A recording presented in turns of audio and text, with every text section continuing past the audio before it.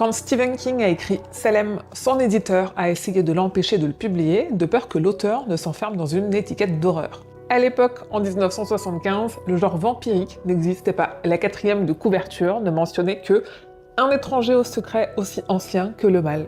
Pourtant, Salem est bien une des seules histoires de vampires de King qui est un hommage et une inspiration directe au roman de référence en la matière, Dracula de Bram Stoker.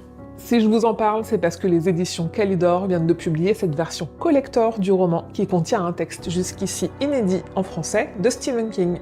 Dans ce texte de 2 pages, publié en anglais en 2011 dans une édition collector du même livre, chez NMD Books, King déclame son amour au monstre de son placard qui l'effraie le plus.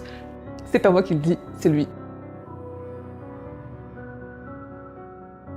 Ce beau bébé de 600 pages contient également la nouvelle L'invité de Dracula, dont King parle dans sa préface, la dernière apparition du conte Dracula chez Bram Stoker avant sa mort.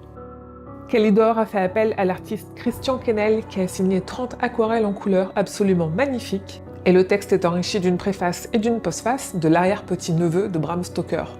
L'occasion de redécouvrir, à temps pour Halloween, un des textes fondateurs de la littérature du genre qui a largement influencé un des patrons contemporains. Je parle de Stephen King.